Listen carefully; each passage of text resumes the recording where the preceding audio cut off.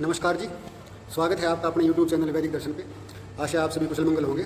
आज हम योग चिकित्सा के अगले क्रम में आज बात करेंगे प्रत्याहार के विषय में। तो इससे पहले किसी ने चैनल को सब्सक्राइब नहीं किया तो वो कृपया चैनल को सब्सक्राइब कर ले और घंटी वाला बटन जरूर दबा दें, ताकि जो आने वाला हर वीडियो है उसका नोटिफिकेशन आपको मिल सके। तो हमने अष्टांग योग में बात की थी यम, उसके बाद नियम की, फिर उसके बाद आसन, फिर प्राणायाम। प्राणायाम से हमने बात की थी कि प्राणायाम से जो मन है, मन को एकाग्र किया जा सकता है। तो अब एकाग्र किया जा सकता है, तो एकाग्रता के बाद जो स्थिति आती है वो स्थिति आती है प्रत्याहार की। प्रत्याहार का क्या है कि प्रत्याहार में जो मन एकाग्र हो जाता है, तो मन एकाग्र होने के बाद जो मन के अंदर कार्य करती है इंद्रियां, तो मन एकाग्र हो जाता है, मन काबू में हो जाता है, तो इंद्रियों पर भी अपना अधिकार हो जाता है। यानी कि मन इंद्रियां जो है वो मन के अधीन होती हैं। तो मन एकाग्र हो गया, आपका मन पे आपका अधिकार हो गया, तो फिर ये इंद्रियां जो हैं अपने विषयों की तरफ नहीं जाती। तो योग दर्शनकार ने इसमें बताया है कि सब विषया संप्रयोगे चित्त स्वरूपानुकार इवेंद्रियाणाम प्रत्याहार। तो महर्षि पतंजलि जी ने ये सूत्र दिया है कि सब विषया संप्रयोगे, यानी कि जो इंद्रियां हैं वो अपने विषयों से असंप्रयोग, यानी कि अपने विषयों से संबंध नहीं रखती, यानी कि संप्रयोग नहीं होता।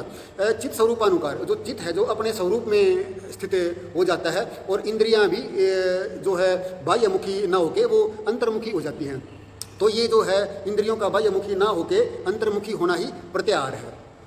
तो इसमें जो स्वामी दयानंद जी ने इसके बारे में बताया है कि प्रत्याहार उसका नाम है जिसमें पुरुष अपने मन को जीत लेता है।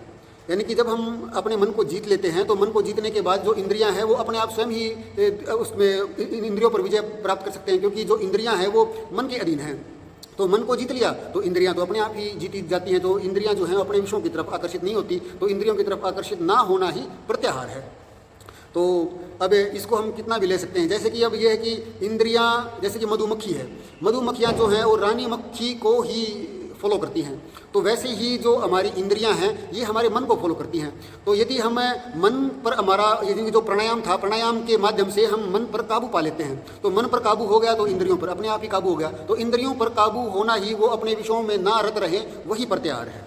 तो अब आप साधारण शब्दों में आपको समझा दीजिए, इसको इसकी व्याख्या कितनी भी बढ़ा लें तो आप इसके ऊपर चिंतन करेंगे, और यदि कुछ भी आपको समझ में ना आए तो कमेंट बॉक्स में आप कमेंट कर सकते हैं।